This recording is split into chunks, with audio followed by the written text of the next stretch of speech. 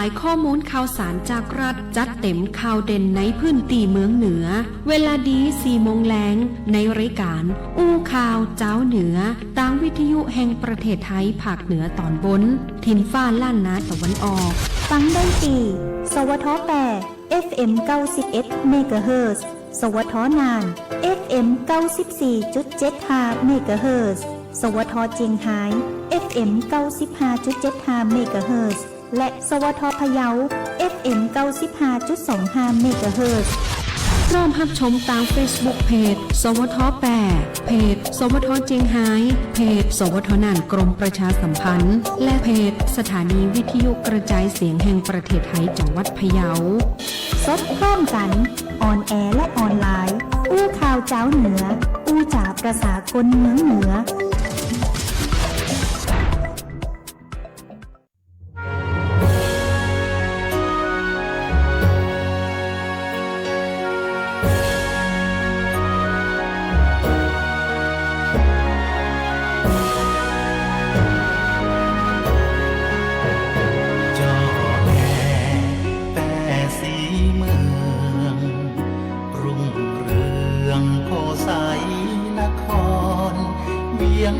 เก่าก่อนแสนอาว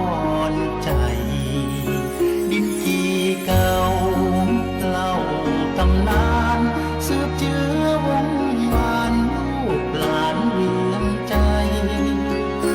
ไว้สาพญาแสนชัยคนก่อใส่น้ำใจงดงามแต่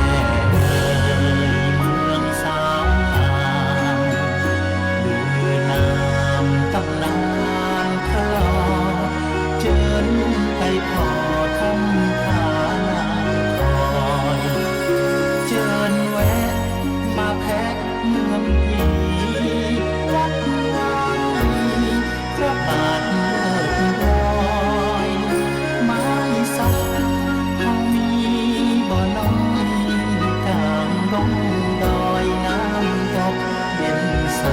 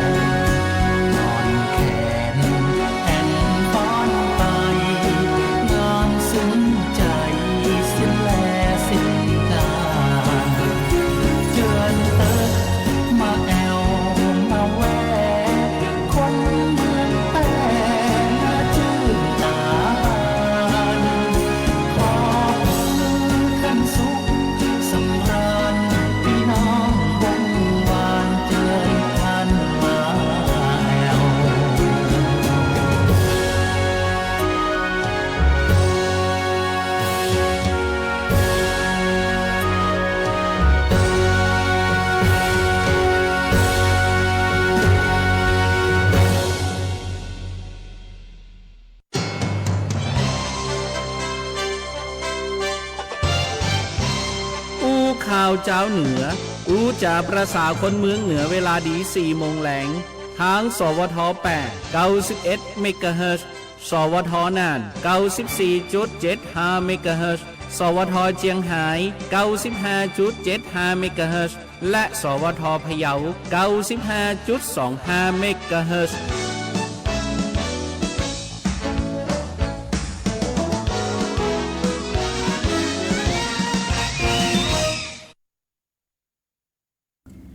สวัสดีครับ สวัสดีคุณผู้ฟัง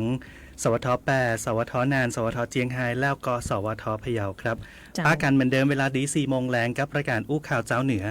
มาปะกับพี่น้องคุณผู้ฟังเป็นประจำทุกวันจันทร์ถึงวันศุกร์นะครับก็มาติดตามข้อมูลข่าวสารกันกับรายการของเฮาอู้ข่าวเจ้าเหนือครับ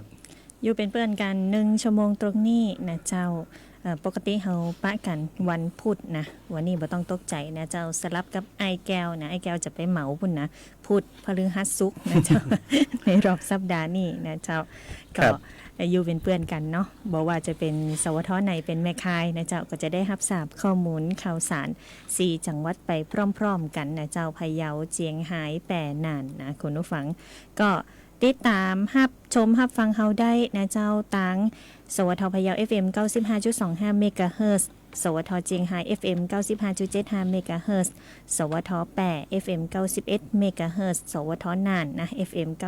94.75 เมกะเฮิรตซ์รวมไปถึงเพจ Facebook ของทั้ง4สถานีกันตัวนะท่านสะดวกช่องทางใดก็เชิญชวนติดตามนะเจ้าอำนวยการผลิตโดยผอ.สวททั้ง4สถานีนะเจ้ากับข้อมูลข่าวสารเนาะอยู่กับน้องปุ๋ยพิรุณพรแสงซอยเจ้ากับผมธนชัยสุนากาศตัวครับเสียงคุ้นเคยกันจะนี่นะทีมงานสวทแปรแน่นอนครับป้ากันวันนี้วันจันทร์ที่19 สิงหาคม 2567มาพร้อมกับข้อมูลข่าวสารตีหลากหลายนะครับบอกว่าจะเป็นเรื่องของดินฟ้าอากาศนะเอามาอู้เอ้ยกันแล้วก็ข้อมูลข่าวสารรัฐบาลนะแล้วก็ยังมีข่าวสารจากใน4พื้นที่ตัวนะพะเยาเจียงไฮ้แปรน่านเป็นจะได้มีความเคลื่อนไหวอย่างกันพ่องได้ติดตามกันนะครับแล้วก็ปิดท้ายกับรายการนะช่วงป้าแอลเมืองเหนือก็จะมีเรื่องของการท่องเที่ยวมาฝากกันตัวนะครับก่อนอื่นเลยเนาะติดตามเรื่องของดินฟ้าอากาศกันก่อนสำหรับในช่วงสัปดาห์นี้ครับเจ้ากลับมาที่ตามลักษณะอากาศกันก่อนนะเจ้าลักษณะอากาศกับกรมอุตุนิยมวิทยานะคุณผู้ฟังก็มีลักษณะอากาศสภาพอากาศประจำวันมาฝากกันนะเจ้าร่องมรสุมพาดผ่านตอนบนของภาคเหนือประเทศลาวตอนบนนะเจ้าเข้าสู่หย่อมความกดอากาศต่ำบริเวณประเทศเวียดนามตอนบนแล้วก็อ่าวตังเกียประกอบกับมรสุมตะวันตกเฉียงใต้นะเจ้าก็ยังคงพัดปกคลุมทะเลอันดามันประเทศไทยและอ่าวไทยนะเจ้าลักษณะชนิดก็ย่าฮือภาคเหนือภาคตะวันออกเฉียงเหนือตอนบนกรุงเทพมหานครปริมณฑลภาคตะวันออกและภาคใต้ก็มีฝนตกหนักในบางแห่งเนาะขอให้คุณผู้ฟังประชาชนก็ระมัดระวังอันตรายจากฝนที่ตกหนักฝนที่ตกสะสมอาจจะทำให้เกิดน้ำท่วมฉับพลันน้ำป่าไหลหลากได้โดยเฉพาะพื้นที่ลาดเชิงเขาใกล้กับทางน้ำไหลผ่านและพื้นที่ลุ่มนะเจ้าลักษณะอากาศภาคเหนือตอนบนนะเจ้าช่วงนี้เนาะมีฝนฟ้าคะนองร้อยละ70ของพื้นที่แล้วก็มีฝนตกหนักในบางแห่งบริเวณจังหวัดแม่ฮ่องสอนเชียงใหม่เชียงรายลำปางพะเยาน่านแปะนะอุณหภูมิต่ำสุดอยู่ที่24 ถึง 26 องศาสูงสุด33 ถึง 36 องศาลมตะวันตกเฉียงใต้ความเร็ว5 ถึง 15 กิโลเมตรต่อชั่วโมงนะเจ้าอันนี้ก็คือลักษณะอากาศเนาะตั้งเหนือของเฮานะเจ้าส่วนการคาดหมายลักษณะอากาศ7วันตั้งหน้านะช่วงนี้นะคุณผู้ฟัง60-70 ถึงตลอดสัปดาห์เลยเนาะเพราะฉะนั้นก็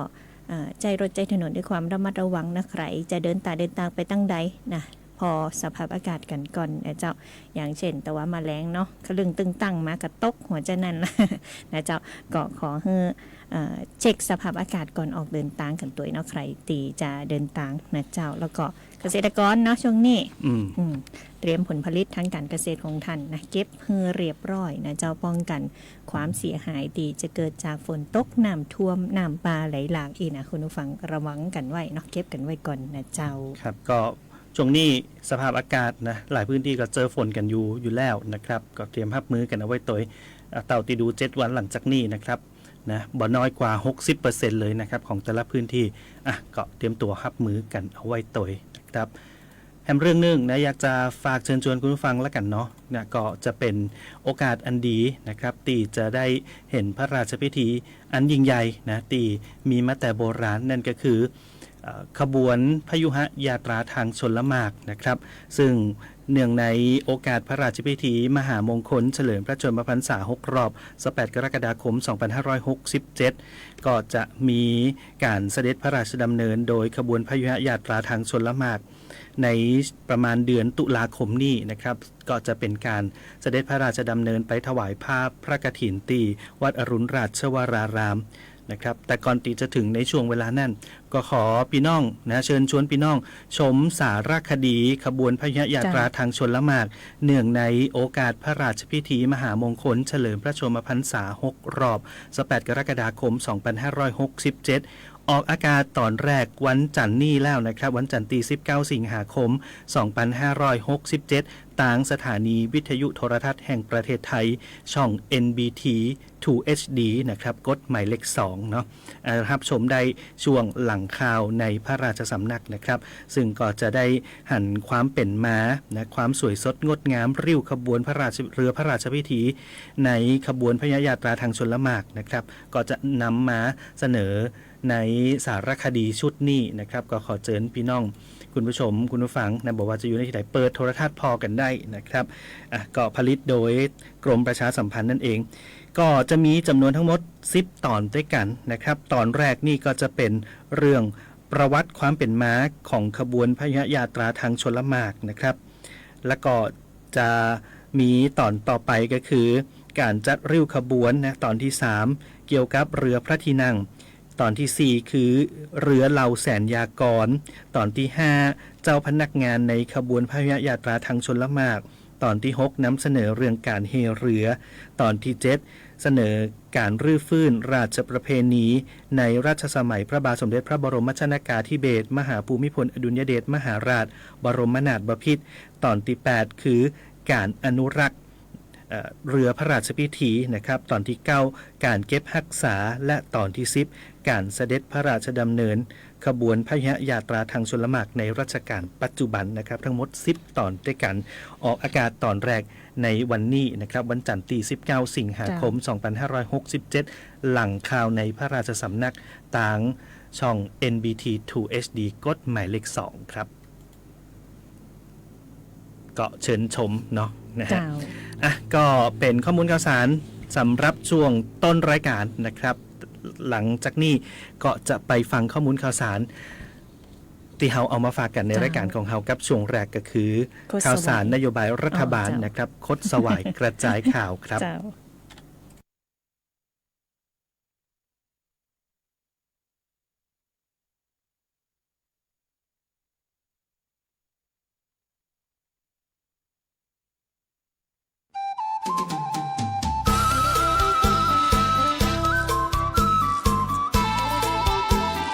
ข่าวเจ้าเหนือช่วงโคตรสวายกระจายข่าว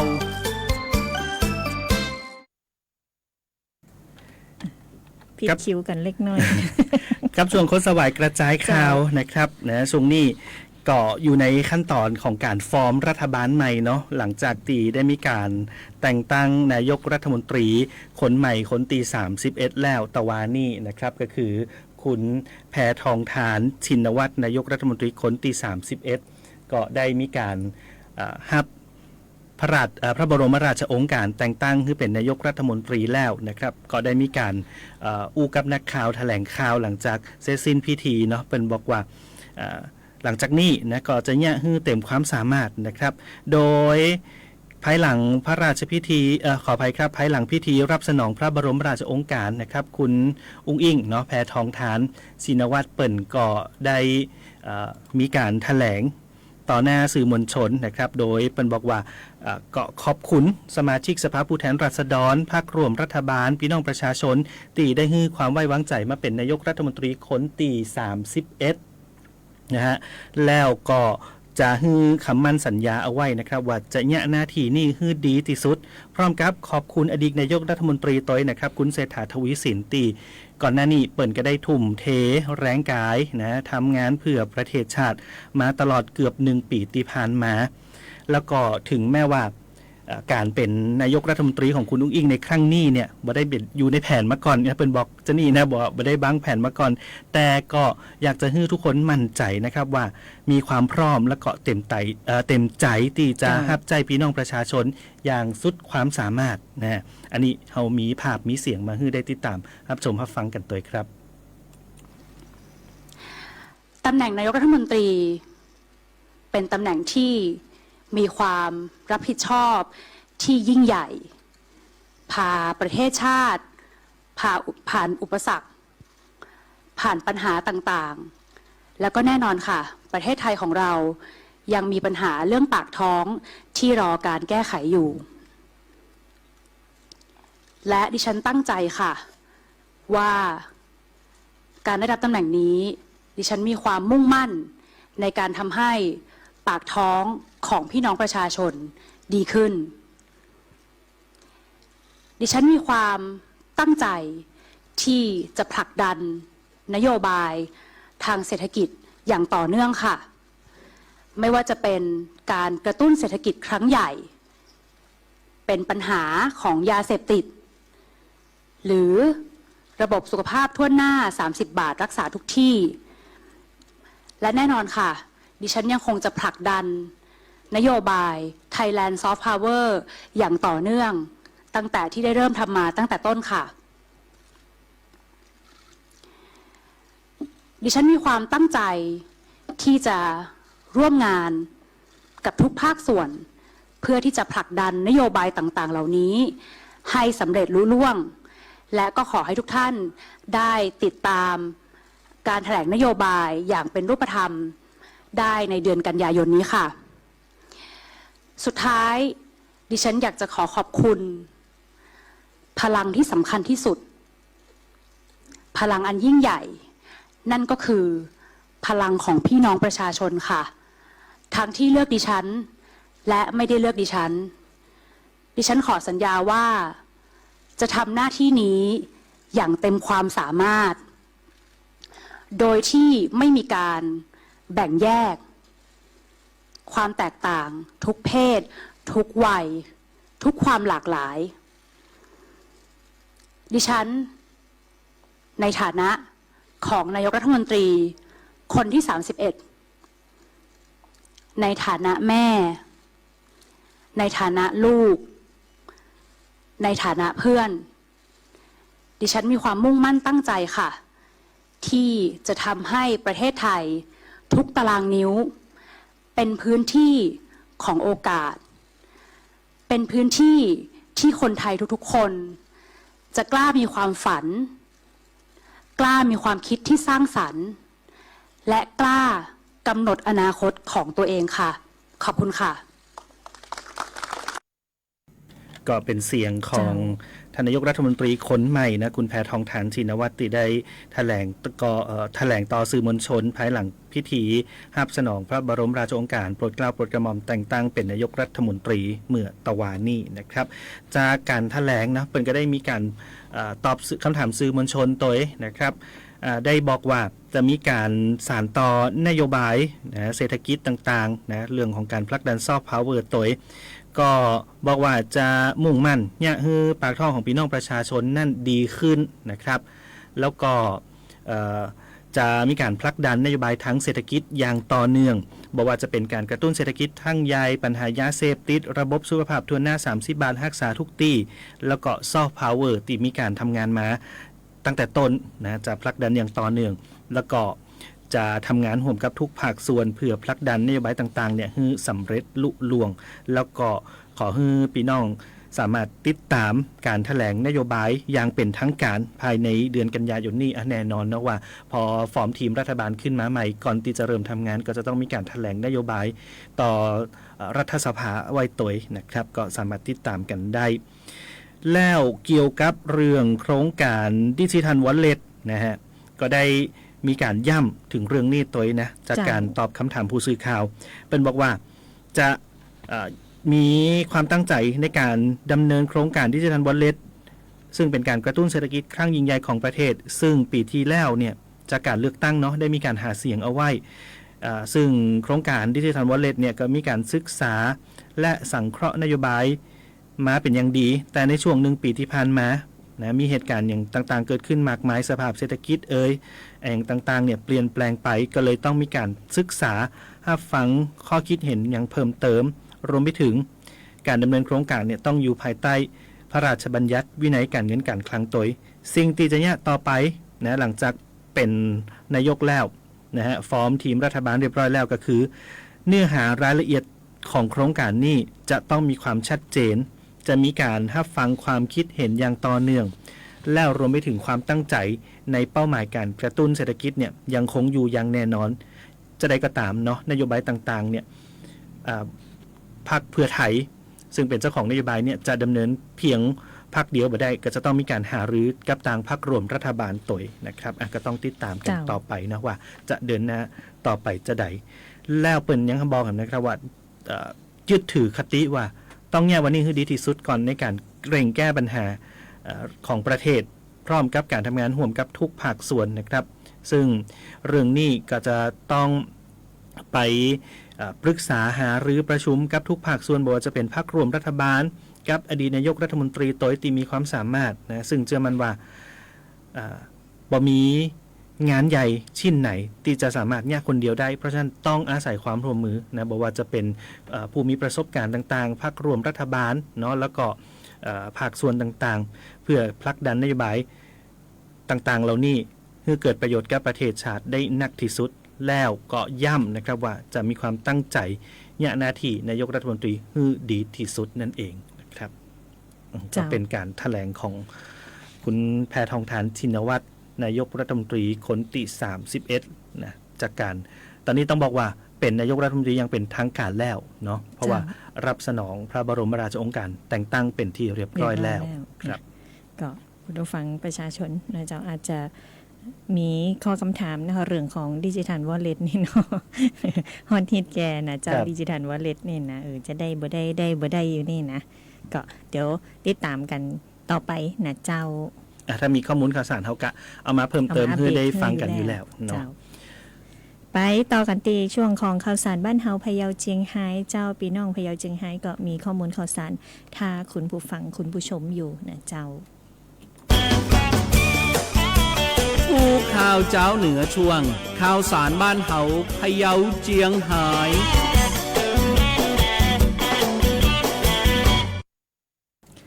กลับเข้ามาข่าวสารบ้านเฮาพะเยาเจียงไฮ้นะเจ้ามาเริ่มกันตีข้อมูลข่าวสารของจังหวัดเจียงไฮ้กันก่อนเนาะจังหวัดเจียงไฮ้นะเจ้าช่วงนี้เนาะมีน้ำหลากน้ำล้นตลิ่งนะเข้าท่วมในพื้นที่หลายพื้นที่นะเจ้าวันนี้นะเจ้า19 สิงหาคม 2567นะสำนักทรัพยากรน้ำตีหนึ่งส่วนอุทกวิทยาตี2เจียงไฮ้กรมทรัพยากรน้ำก็ได้รับรายงานจากสถานีเตือนภัยล่วงหน้าระดับน้ำในแม่น้ำกกตีบานผาเสิร์ตตำบลดอยหางนะเจ้าอำเภอเมืองเจียงไฮ้จังหวัดเจียงไฮ้เนาะเมื่อเวลา 6 โมงเกิงนะเจ้าของวันที่19เนี่ยมีระดับน้ำ 5.76 เมตรนะเจ้าก็ระดับน้ำวิกฤตอยู่ที่6 เมตรนะคุณผู้ฟังเกือบละนะซึ่งอาจจะทำให้เกิดน้ำท่วมน้ำหลากน้ำล้นตลิ่งทางนี้นะเจ้าส่วนอุทกวิทยาตี2ของเจียงไฮ้เปิ่นก็ได้แจ้งข้อมูลระดับน้ำให้กับหน่วยงานที่เกี่ยวข้องเพื่อที่จะประกอบการวางแผนเฝ้าระวังสถานการณ์ในพื้นที่เนาะรวมไปถึงแจ้งเตือนให้คุณผู้ฟังประชาชนในพื้นที่เนี่ยเตรียมรับมือกับสถานการณ์อุทกภัยเอาไว้ตัวเนาะหากว่าท่านพบเห็นหรือได้รับผลกระทบจากสถานการณ์ภัยพิบัติแล้วก็ต้องการความช่วยเหลือก็ให้แจ้งตีสายด่วน1784ตลอด24ชั่วโมงนะพี่น้องพะเยานะที่อยู่ใกล้ๆกับน้ำกกนะเจ้านะหิมน้ำหิมตะลิงนะนี่ต้องเฝ้าระวังนะเจ้าแล้วก็ตีสำคัญเนาะระวังในเรื่องของสัตว์มีพิษนะงูนะตะเข็บตะขาบนะแมงปองแมงเว้าอย่างต่างๆเนาะมันจะหนีน้ำนะเจ้าก็ขอให้ระมัดระวังกันตัวขอบคุณผู้สื่อข่าวนะเจ้าคุณวสินทร์คำพิระวงศ์ทีมข่าวสวทเจียงไฮ้ส่งข้อมูลข่าวสารมาเตือนภัยพี่น้องเจียงไฮ้นะเจ้าครับเจียงไฮ้ช่วงนี้จะเห็นได้ว่า 2-3 สัปดาห์ที่ผ่านมานะเจอปัญหาน้ำกันกำลังเยอะเลยนะครับเพราะฉะนั้นแล้วช่วงนี้อย่างตีเขาฮับผู้ฮับทราบกันก็คือเกาะเข้าเริ่มช่วงปลายของฤดูฝนแล้วฝนมันก็จะเริ่มหนักขึ้นแล้วนะครับ นะสิงหากันยานะเป็นช่วงที่เป็นห้องว่าอย่างนี้น้ำท่วมกันบ่อยนะฮะข่าวน้ำท่วมนี่มาช่วงนี้ตลอดนะครับเพราะฉะนั้นแล้วก็ดูแลพื้นที่ดูแลบ้านเรือนของแต่ละท่านเอาไว้ตัวนะครับ 2-3 วันก่อนกะก็ท่วมสายลมจอยการสายลมจอยฟังพม่าเนาะ ครับ ฟังสายนะมันแม่สายเนาะ ครับ เจ้า ก็เป็นข่าวสารจากทางเจียงไฮ้นะครับลงมาตีพะเยานะฮะพะเยาก็มีเรื่องของน้ำเหมือนกันนะครับกับกว้านพะเยานะโดยทางรัฐมนตรีว่าการกระทรวงเกษตรและสหกรณ์เปิ่นกมาตีพะเยามาเปิดงานนิทรรศการการพัฒนาการเกษตรพะเยาโมเดลกว้านพะเยาแหล่งชีวิตนะครับเมื่อวันที่17ที่ผ่านมา17สิงหาคมที่ผ่านมาเนี่ยร้อยเอกธรรมนัสพรหมเผ่ารัฐมนตรีว่าการกระทรวงเกษตรและสหกรณ์เปิ่นเกาะได้เดินทางมาเป็นประธานในพิธีเปิดนิทรรศการการพัฒนาการเกษตรพะเยาโมเดลกว้านพะเยาแหล่งชีวิตซึ่งกรมประมงและก็หน่วยงานในสังกัดกระทรวงเกษตรและสหกรณ์ร่วมกันจัดขึ้นตีศูนย์วิจัยและพัฒนาประมงน้ำจืดพะเยาตำบลแม่ต่ำอำเภอเมืองพะเยาก็มีนายรัฐพล นราธิศรผู้ว่าราชการจังหวัดพะเยาแล้วก็ผู้บริหารข้าราชการพี่น้องเจ้าพะเยานะมาร่วมงานกันได้บัญชาสุแก้วอธิบดีกรมประมงเป็นบอกว่าก็งานนี้มีการจัดแสดงผลงานความก้าวหน้าการดำเนินโครงการพะเยาโมเดลในจากหน่วยงานในสังกัดของกระทรวงเกษตรและสหกรณ์นะครับซึ่งก็เป็นการขับเคลื่อนงานตามนโยบายของกระทรวงเพื่อที่จะส่งเสริมสนับสนุนการเพิ่มประสิทธิภาพและผลิตภาพของภาคการเกษตรโดยใจแนวทางตลาดนำนวัตกรรมเสริมเพิ่มรายได้มุ่งหวังให้เกษตรกรเนี่ยได้มีรายได้เพิ่มขึ้น3เท่าเลยนะฮะภายในระยะเวลา4ปีมุ่งเน้นส่งเสริมการเกษตรมูลค่าสูงและสร้างรายได้ให้กับเกษตรกรนะหลังจากนี้ก็จะยังให้พี่น้องประชาชนมีความเป็นอยู่ที่ดีขึ้นแล้วก็สอดคล้องกับธรรมชาติตัวนะเพื่อที่จะสร้างความมั่งคั่งทางเศรษฐกิจแล้วก็ยังมีการสาธิตกิจกรรมส่งเสริมอาชีพด้านการประมงการเพาะเลี้ยงสัตว์น้ำที่มีมูลค่าทางเศรษฐกิจก็คือปลายี่ซกกุ้งกล้ามกรามแล้วก็หอยมุกน้ำจืดอันนี้เป็นสัตว์เศรษฐกิจนะโดยนิทรรศการการพัฒนาการเกษตรพะเยาโมเดลกว้านพะเยาแหล่งชีวิตเนี่ยก็มีการถ่ายทอดประวัติความเป็นมาและความสำคัญของกว้านพะเยาโดยนะฮะมีการเผยแพร่ข้อมูลทางวิชาการของกรมประมงที่เกี่ยวข้องกับทรัพยากรประมงในแหล่งน้ำจืดนะฮะมีการเพาะเลี้ยงสัตว์น้ำจืดการนำเสนอความก้าวหน้าของการดำเนินโครงการนะก็เพื่อที่จะให้เกษตรกรพี่น้องประชาชนนักเรียนนักศึกษารวมไปถึงผู้ที่สนใจเนี่ยได้มารับรู้รับทราบกันนะด้วยการสาธิตการทำอาหารจากวัตถุดิบสัตว์น้ำจืดนะมีอย่างพองมีปลาบึกมีกบมีกุ้งกล้ามกรามนะครับนอกจากนี้ผู้เข้าร่วมกิจกรรมก็ยังได้ร่วมกันปล่อยพันธุ์สัตว์น้ำเพื่อเพิ่มผลผลิตฟื้นฟูความอุดมสมบูรณ์ของทรัพยากรสัตว์น้ำในกว้านพะเยากันตัวนะครับเจ้าก็เป็นกิจกรรมที่เกิดขึ้นเนาะกับต่างจังหวัดพะเยานะครับนิทรรศการพะเยาโมเดลนะกว้านพะเยาแหล่งชีวิตนะครับเจ้าก็ขอบคุณผู้สื่อข่าวนะเจ้าคุณประมวลอุปกิจนะเจ้าที่ได้ส่งข้อมูลข่าวสารจากต่างพะเยามาอัปเดตนะเจ้าไปพักกันสักกำหนึ่งนะเจ้าช่วงหน้าก็ติดตามข่าวสารบ้านเฮาเจ้าแปรนานนะพี่น้องเมืองนันเมืองแปรนะเจ้าก็ยังรอคุณผู้ฟังอยู่นะ จังหวัดพะเยากลุ่มจังหวัดภาคเหนือตอนบน2ขอเชิญร่วมงานมหกรรมดนตรีท้องถิ่นล้านนาจังหวัดพะเยาคีตศิลป์ถิ่นพะเยาลำนำแห่งขุนเขาและสายน้ำอิงพบกับการแสดงดนตรีพื้นเมืองการเสวนาการจำหน่ายผลิตภัณฑ์ทางวัฒนธรรมการแข่งขันการตีกลองกูจาและกลองสะบัดชัยชิงรางวัลรวมกว่า 100,000 บาทลือลั่นสนั่นเมือง21สิงหาคม2567ณเมโครพะเยาอำเภอเมืองพะเยารังสรรค์โดยสำนักงานวัฒนธรรมจังหวัดพะเยา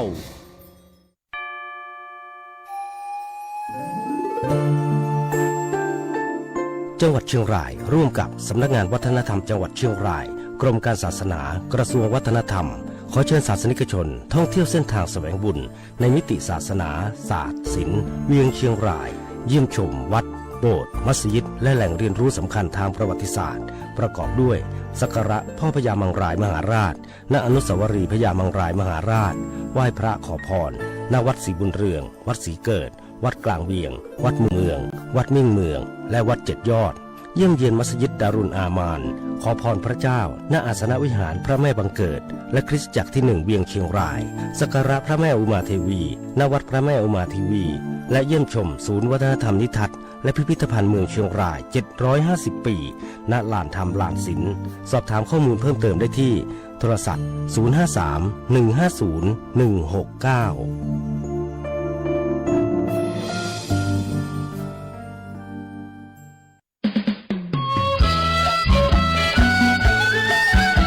จังหวัดน่านเมืองรองน่าท่องเที่ยวลองเที่ยวแล้วจะติดใจ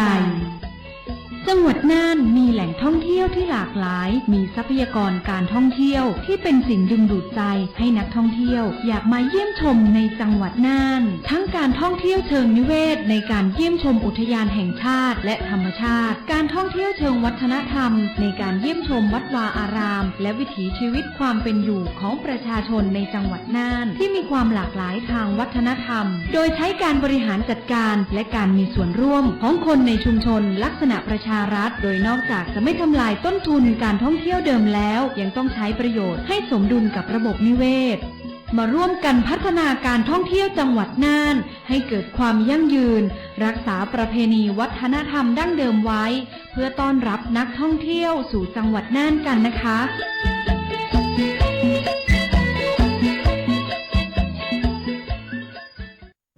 แพร่เมืองที่มากด้วยศิลปะวัฒนธรรมตำนานเก่ามาแพร่ห้ามพลาดไหว้สาพระธาตุช่อแห่พระธาตุคนปีขานสนุกสนานเที่ยวชมสถาปัตยกรรมสุดอลังวัดสุทนมงคลคีรีตีระฆังระเบิดให้กังวานที่วัดศรีดอนคำชวนย้อนความทรงจำที่สถานีรถไฟบ้านปิ่นเดินฟินที่กาดกองเก่านั่งรถถีบชมเมืองเที่ยวคุ้มเจ้าหลวงลิ้มรสน้ำพริกน้ำย้อยตระการตางานเฟอร์นิเจอร์ไม้สักเยือนถิ่นรักลิลิตพระหล่อชมผ้าทอหม้อห้อมงามบ้านทุ่งโฮงเมืองแพร่ต้องเที่ยวครบจบคุ้มมาแล้วคุณจะตกหลุมรักแพร่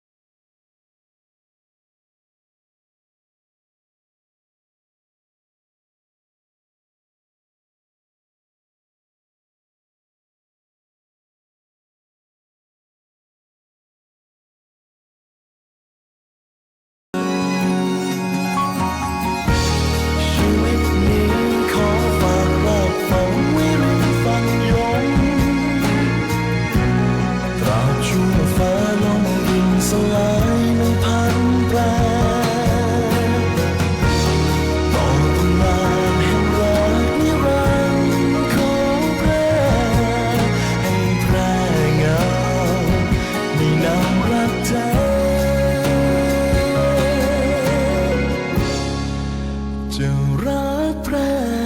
รักนิรันดร์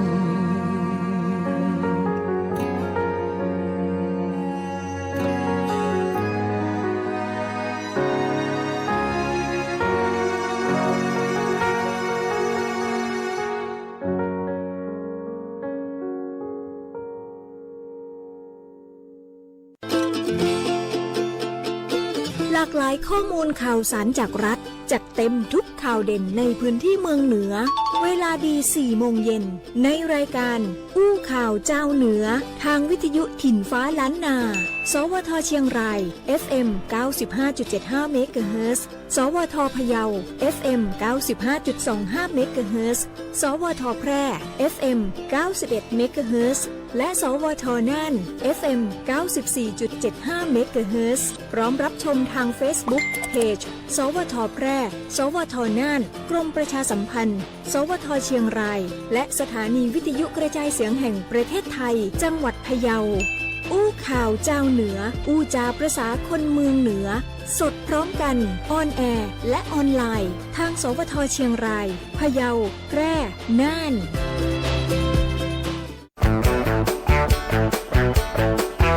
อู้ข่าวเจ้าเหนือช่วง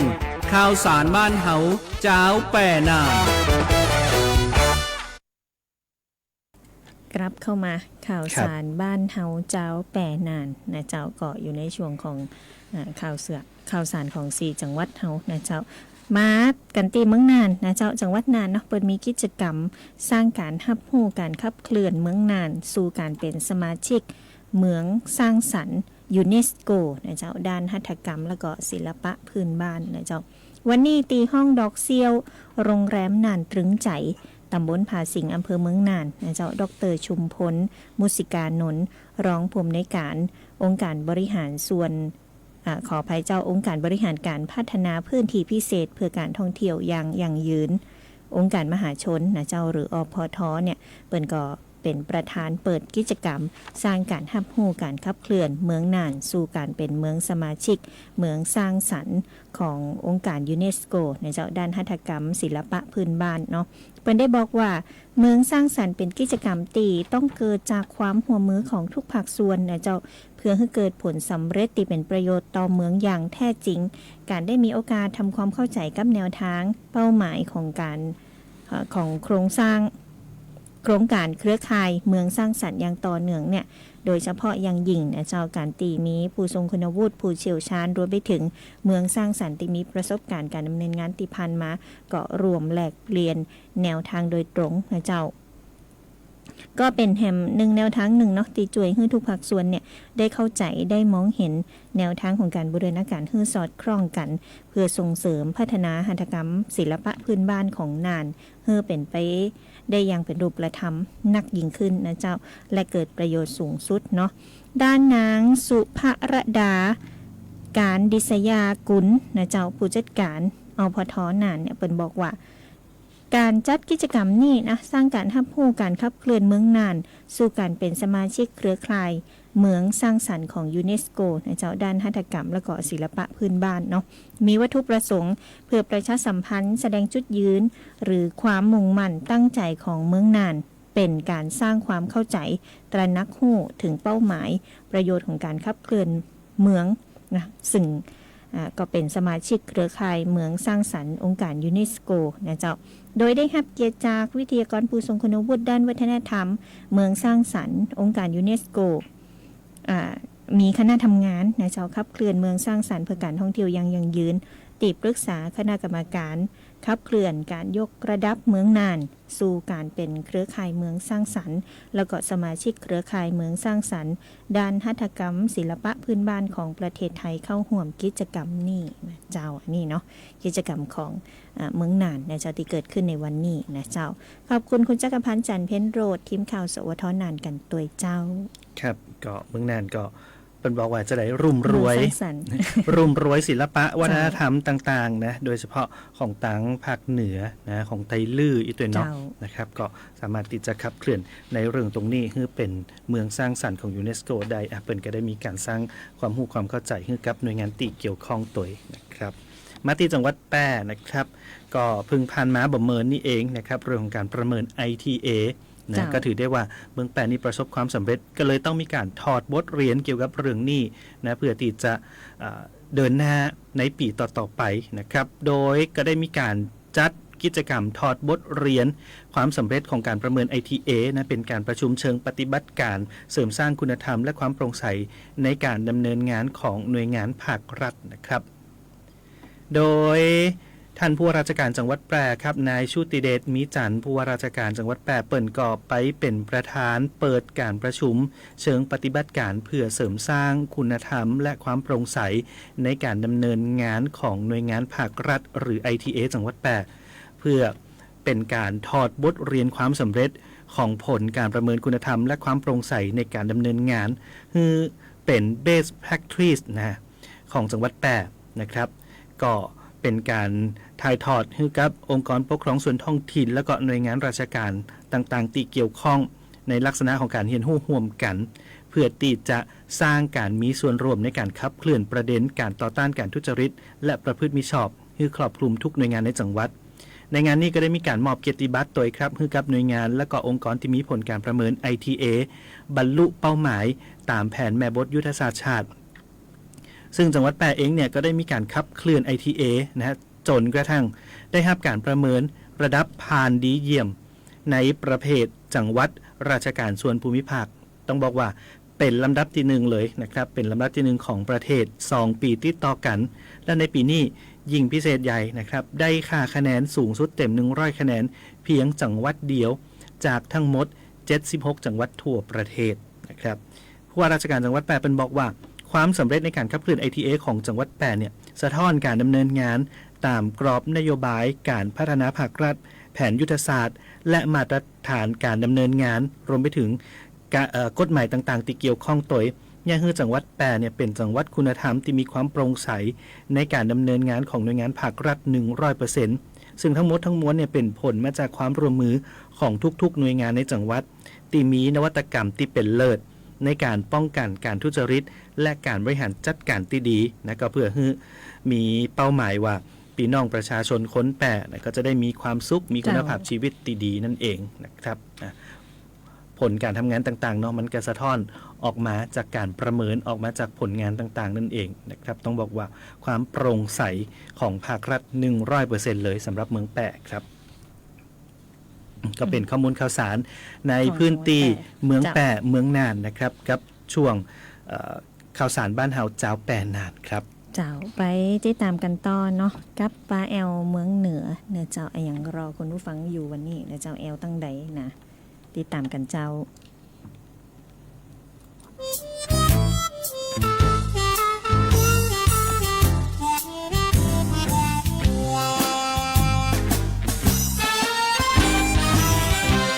อู้ข่าวเจ้าเหนือช่วงป้าแอลเมืองเหนือ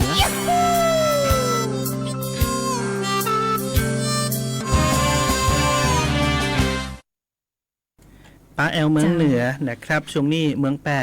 มีการจัดงานอยู่เริ่มวันนี้ จริงๆเริ่มวันนี้เลยนะครับนั่นก็คืองานมหกรรมโคดำเมืองแปะนะเป็นจะใดนี่โคดำนะครับก็ติดตามข้อมูลกันก่อนเนาะจังหวัดแปะของเฮานะเจ้าก็ได้ร่วมกับสำนักงานปศุสัตว์จังหวัดแปะนะวันนี้เนาะมีงาน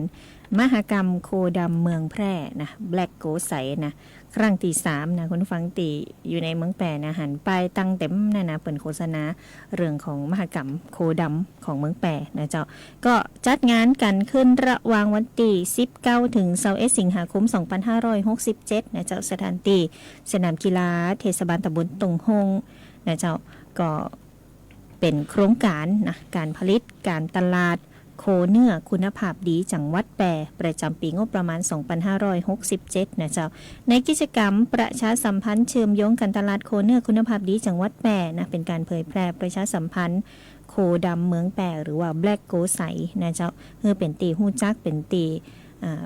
เป็นหน้าเป็นตาเป็นจื่อเป็นเสียงต่อสาธารณชนเนาะสร้างความรู้ความเข้าใจในเรื่องการผลิต เพิ่มช่องทางการจำหน่ายโคเนื้อแล้วก็ผลิตภัณฑ์โคดำเมืองแปะแบล็กโกใสเฮือกับเกษตรกรกลุ่มเกษตรกรสถาบันเกษตรกร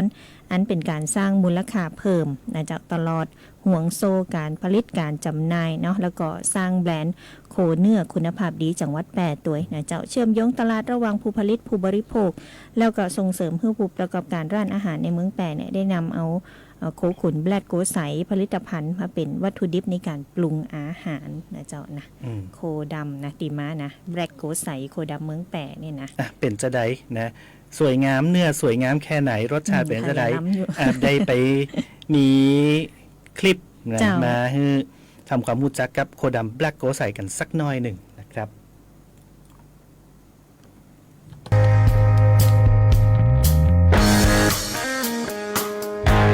สำหรับเนื้อวัวแบล็กโกใสนะครับถือว่าเป็นเนื้อวัวพันธุ์ดีของจังหวัดแพร่เรานะครับเราสามารถนำมาประกอบอาหารได้หลากหลายเมนูเนื้อสเต็กก็เป็นส่วนที่ลูกค้าชอบนิยมชมชอบครับเพราะว่าเนื้อเราเนี่ยไขมันมีความหอมแล้วก็ราคาไม่สูงเพราะว่าเป็นเนื้อของจังหวัดแพร่โดยตรงครับเอาเนื้อส่วนหลักมาทำสเต็กเสร็จแล้วก็จะมีเนื้อส่วนรองที่เหลืออยู่เนี่ยเอามาทำเป็นก๋วยเตี๋ยวขอเชิญท่านที่สนใจและนักท่องเที่ยวทุกท่านมาชมและชิมเนื้อวัวแบล็กโกใสในงานมหกรรมวัวดำเมืองแพร่หันภาพแล้วนี่คืออยากสิเข้าเลยทีเดียวเนื้อนี่สวยงามนะมีชั้นเนื้อมีมันแทรกนี่บทต่างกับเนื้อจากต่างประเทศเลยนะเนาะก็เชื่อว่าใครตีเคยลองจิ้มแล้วก็อาจจะชื่นชอบบริโภคของไทยแต่เฮานี่ยังบ่เคยลองแต่นะว่ารสชาติเป็นจะได้นะว่ารสชาติจะดีเหมือนของเมืองนอกอีกก่อนนะครับเดี๋ยววันได้วางก็จะแวบเข้าไปกำเนาะก็เป็นการพัฒนาสายพันธุ์นะตีเพาะเลี้ยงกันอยู่ในพื้นที่จังหวัดแปะนะเปิ้นก็เลยตั้งชื่อว่าโคดำแบล็กโกใสนั่นเองนะครับแล้วก็งานมหกรรมโคดำเมืองแปะเนี่ยนอกจากจะมีการมาสาธิตการทำอาหารจากเนื้อโคดำนะก็จะมีการแข่งขันกันโดยมีการประกวดโคเนื้อประเภทโคดำแบล็กโกใส7รุ่นด้วยกันแล้วก็สายพันธุ์ลูกผสมโคปรามันแหม7รุ่นนะใครที่ชื่นชอบกันเลี้ยงงัวเนาะเลี้ยงโคเนี่ยนะก็สามารถที่จะไปชมไปย่ำกันได้นอกจากนี้ก็มีนิทรรศการความรู้เกี่ยวกับการเลี้ยงการแสดงสายพันธุ์ต่างๆการประกวดหนูน้อยโคบานการประกวดข่าวเก๋อแล้วก็สินค้าการเกษตรในพื้นที่ก็จะเอามาจำหน่ายกันในงานนี้ตัวนะครับกับงานมหกรรมโคดำเมืองแปะแบล็กโกใสนะจัดขึ้นเป็นครั้งที่3แล้วเดี๋ยวต้องลองไปซ้อหาร้านเนาะที่เปิ้นย่าขายอยู่นะฮะเพื่อจะได้หู้กับเปิ้นฟังว่ารสชาติมันเป็นจะใดนั่นเองเนาะเจ้านะเจิญจวนนะคุณผู้ฟังตีไกลไปไกลมากก็มาแอลก็ได้นะเจ้าแบล็กโกใสเนาะโคดำเมืองแปะนะ19ถึง21สิงหาคมนี่นะเจ้าตีสนามกีฬาเทศบาลตำบลตงโฮงนะเจ้าก็ออกสายนอกก็ได้เนาะง่ายดีนะออกสายนอกไปกับไปเข้าแยกกระเป๋าก็ได้นะเจ้าหรือว่าจะเข้ามาตั้งแยกน้าแหลมนี่ก็ได้นะสำหรับพี่น้องที่อยู่ในพื้นที่เจียงไฮ้พะเยาน่านนะถ้ามาแอลบัตตันเวลาได้มาย่ำมาเยือนก็ลองเสาะหากินดูก็ได้เจ้าจิ้มพอเนาะเดี๋ยวเปิ่นตึ้งฮือนำบัตรนะในการจำหน่ายโคดำไว้นะเจ้าก็ทั้งหมดนี้คือข้อมูลข่าวสารเอามาฝากกันกับอู้ข่าวเจ้าเหนือของเราในวันนี้ครับวันจันทร์ที่19สิงหาคม2567กับทีมงานสวท8ครับวันพุธส่งต่อนะวันอังคารคือกับทีมงานสวทเจียงไฮ้นะครับส่วนวันพุธตีเดิมเป็นของสวท8ฟังไอ้แก้วสวทพะเยากันต่อเนื่องนะครับไอ้แก้วกับเมาไปเลยนะพุธพฤหัสศุกร์นะเจ้ายกให้ไอ้แก้วไปเลยนะแก้วดูตังโว้นะเจ้าแต่ว่าเขาก็จะส่งข้อมูลข่าวสารไปให้ประชาสัมพันธ์เนาะคุณผู้ฟังทั้ง5วันนี่ก็จะได้ติดตามข้อมูลข่าวสารเหมือนกันนะเจ้าครับวันนี้ลาคุณผู้ฟังไปก่อนเนาะขอบคุณทุกการติดตามรับชมรับฟังสวัสดีครับสวัสดีเจ้า